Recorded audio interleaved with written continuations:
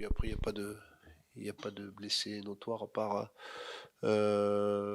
Angen Gata qui s'est fait une pointe à la cuisse qui sera pas opérationnel ce week-end. C'est le seul joueur avec de l'effectif par rapport au week-end dernier. Avant de parler du match de samedi, j'aurais voulu savoir si vous pouviez me parler, si vous vous rappelez de la dernière venue de l'ACA à la Baie des Champs. Oui, c'est mon premier match ici, donc je m'en souviens. En plus, c'était une victoire, donc si on pouvait le rééditer, ce serait parfait. Ouais, c'était le début de l'aventure. C'était, vous pouvez me redire, ouais, à l'époque, voilà, c'était un Oui, moment important. oui, c'est un moment important parce que c'était un match important avec deux équipes qui luttaient pour la relégation. On était arrivé nous le staff le mercredi, donc quand on a un match 3 jours après, c'est pas évident. On était allé. Mais bon, voilà, c'était bien passé. Malheureusement pour les deux équipes, ça s'est moins bien passé à la fin de saison. Ça s'était joué sur un coup franc, sur un corner Ouais, ouais, travaillé. sur une très belle combinaison qu'on avait travaillé la veille à l'entraînement, qui avait été magnifiquement réalisé avec le but de Saki. Ce match, voilà, vous dites, voilà, c'est la fin de la suspension de Raveloson. Il en est où? Comment vous abordez son retour dans le groupe? C'est pas simple, ça a été une très longue absence. Ouais, mais il a continué à travailler, bien sûr, avec nous. Il avait aussi, avant, beaucoup joué avec sa sélection ou autre, donc je pense pas que ce soit une question de. Même si les matchs sont importants par rapport au rythme, mais je crois que il est apte à disputer ce match et celui de Laval mardi. Vous finissez par un enchaînement de deux matchs rapprochés, de grosses équipes sur le papier. Vous dites souvent voilà, qu'à ce moment de la saison, le classement importe peu, mais est-ce que quand on arrive proche de la trêve, on se fixe un petit objectif, sachant que si vous gagnez ce week-end, vous êtes sûr d'être sur le podium et vous aurez une balle pour être dans les deux premiers à Ouais, la trêve, quoi. mais ça c'est nous ce qu'on veut, c'est gagner tous les matchs. Et en fait, donc c'est pas de dire si on gagne, on va être tant au classement. Je pense que ce qui sera important, c'est d'être à la 38e journée, d'être dans les deux. Si voilà, après nous ce qu'on veut dans un premier temps, c'est continuer notre série. Là, on reste sur 2 victoires d'affilée. On a envie de faire ce fameux 3 victoires qui, au mois d'octobre, quand on l'a réussi, nous a permis de se positionner dans le haut du classement. On sait que des séries de 3 matchs, chaque fois, c'est hyper important. Donc on veut continuer cette série-là, tout simplement. Il n'y a pas d'objectif de classement. Après, je vais avoir une réponse qui est un peu assez classique, mais si on gagne des matchs, souvent on est très bien placé. Donc en fait, c'est avoir l'objectif d'être performant, de gommer à l'heure actuelle nos petites imperfections sur des temps de match, notamment sur les temps faibles et de continuer à être performant sur le plan offensif, notamment à la maison, puisque on reste sur 8 buts marqués en 2 matchs, Saint-Etienne et Quevilly. Donc voilà, il faut continuer ça. On le sait, on a parlé avec les joueurs aussi. On a encaissé 2 fois 2 buts sur les 2 derniers matchs, c'est trop, parce qu'on ne peut pas tout le temps marquer 3 buts pour gagner les matchs. Donc il faut trouver cet équilibre-là, mais toujours continuer à vouloir aller de l'avant et marquer des buts. C'est notre ADN, c'est notre marque de fabrique. On est redouté aussi pour ça. À nous de continuer à être performant sur ce plan-là.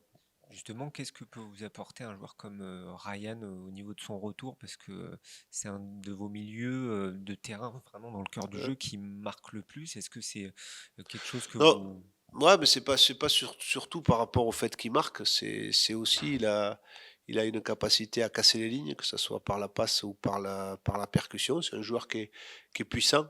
Dans un profil différent que ce que est Hassan ou Elisha. Mais bon, voilà, comme je dis, tout le monde est performant. Il a été, Ryan suspendu 6 matchs, mais les 4 derniers matchs, on a fait 10 points sur 12. Donc ça montre la qualité de cet effectif-là. Julien, tout à l'heure, faisait un petit coup d'œil dans le rétro avec votre précédent match contre l'AC Ajaccio ici. Un an et quelques... À dire, parce que en fait, la saison dernière, elle a été, pour nous, hein, pour notre arrivée, elle a été en 2 temps. C'est-à-dire que arrivé, comme je dis, 3 jours avant, on a 3 matchs à disputer, et puis après, il y a eu cette trêve, et puis ce recrutement qu'on a fait pour le mois de janvier qui nous paraissait opportun pour les joutes de la Ligue 1. Je crois que là-dessus, et j'avais félicité vraiment la cellule de recrutement et tout le club parce que je crois qu'on ne s'était pas trompé par rapport au profil. Malheureusement, il a manqué qu'un point à la fin. Et après, donc quand t'es arrivé cette descente, il a fallu de suite replonger dans le quotidien et de construire un effectif plus en rapport avec ce que je souhaite, ce que mon staff souhaite par rapport à notre idée de jeu. Tout en sachant que quand on est en Ligue 1 et qu'on joue le maintien, on ne peut pas avoir malheureusement les mêmes. C'est pas les mêmes idées, mais on n'a pas les mêmes forces qu'on peut avoir en Ligue 2. Donc il fallait appréhender tout ça. La première chose, c'était digérer cette descente. Et ce que je dis, c'est que c'est pas le staff, c'est pas moi, c'est l'ensemble du club qui a été, je trouve, très très bon sur cette période-là. Il n'y a pas eu de panique. La direction nous a fait confiance sur le fait de construire un effectif comme on souhaitait. Ça a été la première chose et c'est une chose qui est principale au départ. Et ensuite, c'est de suite avec le groupe qu'on avait, ouais, définir un projet de jeu, définir et pas des objectifs. Hein. Franchement, on a enfin, si les objectifs qu'on a parlé, ce sont que des objectifs de jeu et d'attitude. Parce que je pense que le jeu c'est une chose, le projet de jeu c'est une chose, mais après il doit y avoir un état d'esprit. Et là-dessus, je pense on a un groupe, même j'en suis sûr, on a un groupe là-dessus qui est vraiment très très fort. Et à la fois sur les joueurs qui sont restés, parce que c'est jamais évident quand on reste aussi après une descente. Et ceux qui ont arrivé, je crois qu'il y a eu de suite une alchimie. On est arrivé à créer de suite des liens au niveau de ce groupe qui font que, ouais, on sent que ce groupe, au-delà des qualités qu'il a, mais on sent qu'il lâche rien, il lâche jamais rien. Ce qui donne, je trouve, une très belle alchimie avec le public. Mais c'est tout un ensemble. C'est jamais la réussite ou la faute d'une personne, c'est la réussite d'un club. Et dans ce groupe, on trouve un Gaëtan Perrin là qu'on va recevoir tout à l'heure en conf de presse qui réalise un excellent début de saison. Quand il est arrivé, je ne sais pas si on peut dire qu'il s'épanouissait, mais il était très bon dans ce rôle de détonateur Oui. au moment de rentrer en jeu. Là, un titulaire à part entière, qu'est-ce qui explique selon vous, je ne sais pas, la transformation? Est-ce que c'est la maturité? Est-ce que c'est la confiance? Est-ce que c'est autre Ouais, chose? mais c'est beaucoup de choses. C'est vrai que j'avais analysé ça aussi quand j'avais observé les matchs avant d'arriver, que Gaëtan, chaque fois qu'il rentrait, était très très performant. Je l'ai utilisé aussi beaucoup comme impact player, comme on dit, comme joueur qui rentre, mais il a aussi été beaucoup de fois titulaire avec moi aussi. En fait, je crois que il fallait une prise de conscience de sa part, et c'est l'explication que j'ai eue, c'est que s'il voulait être un titulaire à part entière, enfin du moins commencer les matchs, parce que c'est vrai que cet aspect-là était important pour lui, mais il avait aussi envie de continuer. Mais j'ai dit que pour faire ça, il y avait des standards à faire dans la semaine. Et je trouvais que peut-être dans la semaine, il mettait pas tous les atouts de son côté pour être performant pendant 90 minutes.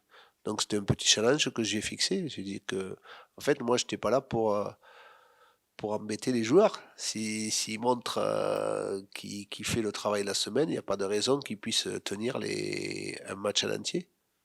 Donc il est en train de grandir, je crois, de grandir. Vous avez parlé de maturité, mais je crois qu'il est en train de prendre la maturité, à la fois dans son jeu, mais dans la façon aussi de préparer ces semaines de compétition, parce que être joueur professionnel, c'est pas que le samedi ou le dimanche, c'est aussi toute la semaine, et peut-être il a franchi, même sûrement, moi je trouve il a vraiment franchi un cap là-dessus, ce qui donne des performances de sa part.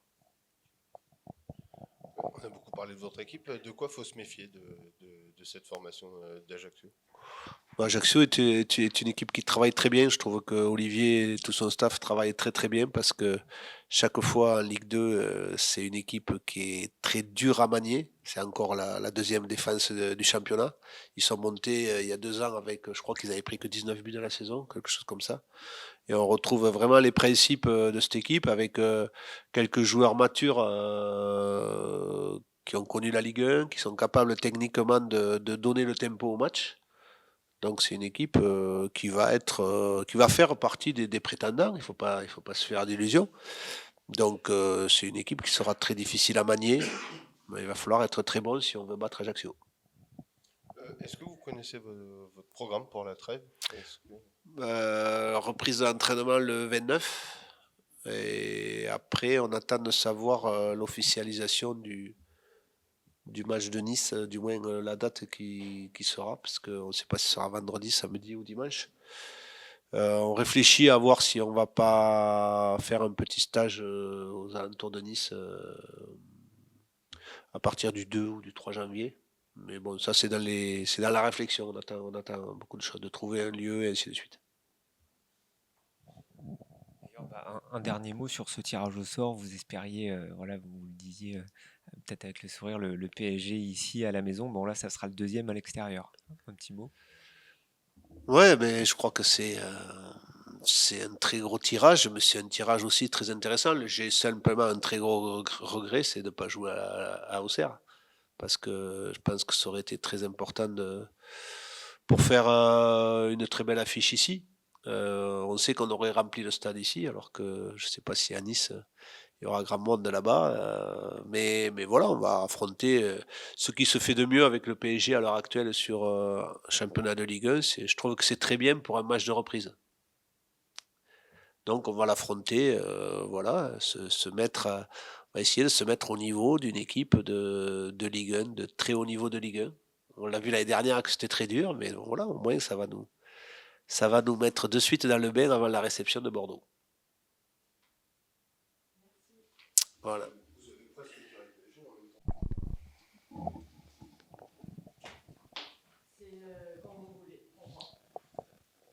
On va le laisser finir tranquillement. Gaëtan, vous finissez l'année avec 2 matchs voilà, rapprochés, Ajaccio, Laval, plutôt deux belles affiches. Comment vous abordez ces 2 rencontres? On aborde ces 2 rencontres déjà avec. Oui, c'est vrai. Permets-toi, vas-y. On va couper, on va reprendre. On va reprendre On d'ailleurs. va reprendre moteur, action. Action. C'est parti pour la conférence de presse. Du coup, oui, ce qu'on disait là par rapport aux 2 matchs qui arrivent, on va les aborder avec déjà, je pense, beaucoup de confiance. Voilà, je pense que bon, il y a eu des hauts, des bas dans ce début de saison, mais je pense que on a quand même fait une première partie de saison plutôt accomplie, réussie. Et pour boucler ça de la meilleure des manières, je pense que voilà, ces 2 matchs sont très importants. Dans nos ambitions, je pense que 6 points sur les 6 derniers points à prendre, ce sera important pour finir l'année en beauté avant de rattaquer l'année prochaine. Donc voilà, on va aborder ça très sérieusement face à deux grosses défenses de notre championnat. Et va falloir démontrer nos qualités offensives pour les perturber. Tu dis voilà, finir l'année. Pardon, tu dis finir l'année fort avec 6 points par exemple, ça permettra à la GIA de finir quoi qu'il arrive dans les 2 premiers. Est-ce que ça c'est des petits challenges intéressants? Forcément que voilà, déjà l'objectif c'est de rester toujours là-haut, le plus haut possible. Donc forcément on regarde devant et devant c'est la deuxième place, la première place. Donc il reste 2 matchs. Je pense que tout est possible. Tout le monde a des matchs compliqués sur cette fin d'année. Donc voilà, on va se concentrer sur nous avant tout. Mais je pense qu'effectivement, si on prend les points qu'il faut prendre de ce dernier match, on sera bien au classement à la fin de l'année. Depuis le début de la saison, tu es très, très décisif, c'est encore plus le cas là depuis 5 journées. Est-ce que tu vis le meilleur moment de ta carrière? Oui, en tout cas, je vis un très bon moment dans ma carrière. Voilà, ça se passe très bien à titre individuel, mais c'est aussi parce que le collectif tourne bien. Je pense que notre jeu est bien mis en place depuis le début de saison et ça permet, nous, les joueurs offensifs, de s'exprimer au mieux.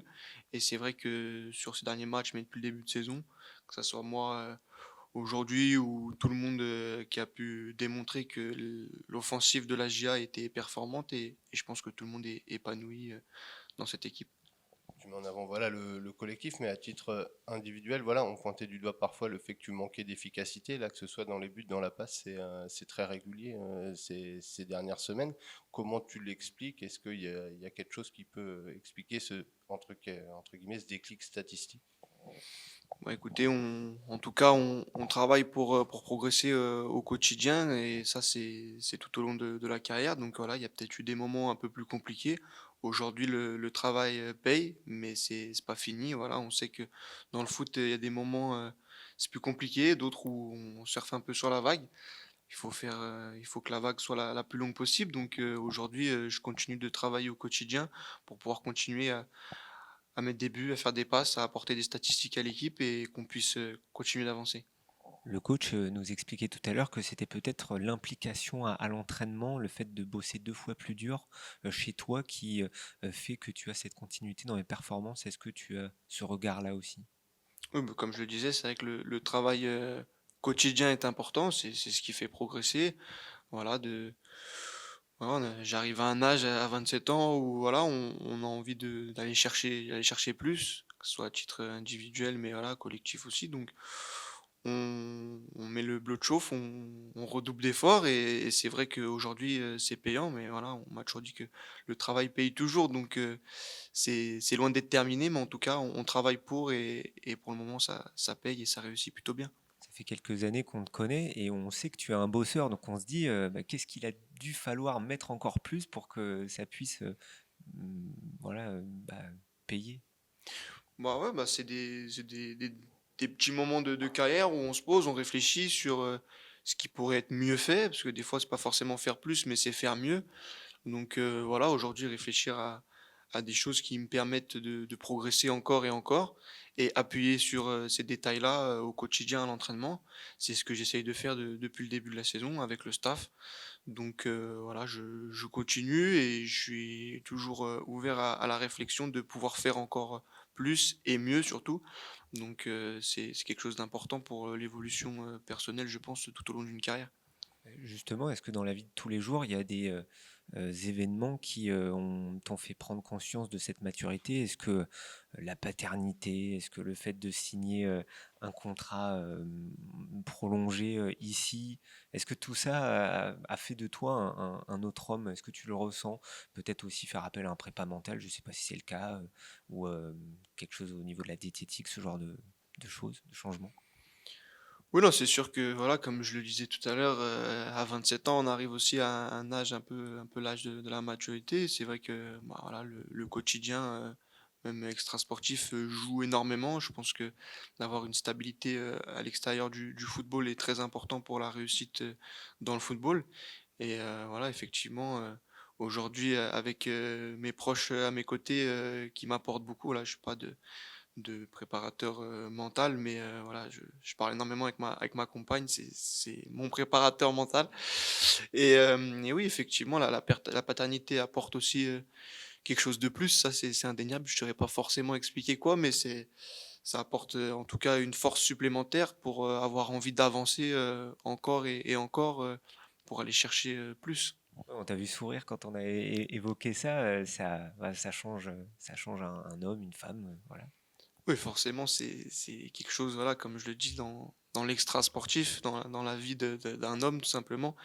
C'est des bons moments, c'est des belles choses à vivre et c'est sûr que ça doit changer pour moi, je pense, tout homme ou toute femme, l'arrivée d'un petit bonhomme, une petite fille dans sa vie. Le coach tout à l'heure disait qu'il y avait encore quelques petits réglages à effectuer pour que l'équipe soit vraiment au top du top. Il parlait de cette défense et le fait d'encaisser peut-être un petit peu trop de buts. Est-ce que tu sens que dans ce collectif huilé, justement, les attaquants ont une part encore plus prépondérante pour justement aider cette équipe à bien défendre et qu'il faut redoubler voilà, d'efforts, mais tout le monde, et les attaquants notamment? Oui, je suis totalement d'accord avec le coach, je le rejoins là-dessus. De toute manière, on en a parlé avec tout le groupe. C'est vrai qu'on sait que défensivement, si parfois on peut prendre des buts, c'est pas les défenseurs, c'est un travail collectif, on se le dit souvent, et on sait qu'il y a des matchs où on a peut-être fait un peu moins. On l'a senti tout de suite, voilà, on prend des buts qu'on doit pas prendre. Mais ça part de nous, les attaquants, on est les premiers défenseurs. au même titre que les buts qu'on peut marquer. Aujourd'hui, on est la meilleure attaque, mais comme je disais tout à l'heure, les attaquants sont récompensés, mais c'est un travail de toute l'équipe qui met un jeu en place qui nous permet, nous, de briller derrière. Donc voilà, défensivement, je pense que c'est la même chose. Il faut qu'on fasse briller Dono pour qu'il prenne le moins de buts possible et notre défense, mais ça, c'est à nous, les attaquants, puis les milieux, de faire ce travail ensemble, collectivement, et qu'on ait tous la même idée, en tout cas à ce niveau-là. Pour que Dono vous engueule pas. Bon, des fois, voilà, il grogne un peu, mais c'est normal, c'est les gardiens. Quand ils vont chercher les ballons au fond des filets, ils aiment pas trop en général. Qu'est-ce qui peut apporter un joueur comme Ryan Arriola avec son retour au niveau de son profil? Qu'est-ce qu'il a de différent par rapport aux autres? Bon, là, on le connaît maintenant depuis quand même depuis l'année dernière, et puis sur ce début de saison, c'est vrai que Ravé est un élément important de l'équipe. Il nous a manqué là sur les six derniers matchs de championnat. On sait qu'on a beaucoup de qualité dans l'effectif, mais aujourd'hui, c'est sûr que le retour d'un joueur comme Ryan va nous faire du bien, et il va apporter sa touche technique. Après, Ryan est un joueur complet, il va pouvoir apporter tout ce dont qu'il a déjà apporté à l'équipe, et il va nous faire énormément de bien dans ces 2 derniers matchs, puis je l'espère en pleine bourre pour cette deuxième partie de saison. Et un petit mot sur le tirage au sort de la Coupe de France avec ce déplacement chez Nice, le deuxième, la meilleure défense de Ligue 1. Bah voilà, on est dans le thème actuel. On affronte la deuxième meilleure défense du championnat de Ligue 2. La première, je crois que c'est Ajaccio et Laval, les deux premiers. On enchaîne avec Nice, qui est un ton au-dessus avec la meilleure défense de Ligue 1. Je pense que c'est un bon tirage, c'est des bons matchs à jouer. Voilà, je pense que la Coupe de France est fait aussi pour avoir ces moments-là, se confronter à nous qui ambitionnons d'aller jouer au-dessus. Et ben, on va pouvoir voir un peu où on en est à ce niveau-là. Mais surtout, je pense que c'est positif dans le fait qu'il n'y aura pas de temps d'adaptation sur le retour à la compétition dès le mois de janvier. Et je pense que c'est très positif et une très bonne préparation pour derrière enchaîner avec le championnat. Merci. Merci à vous.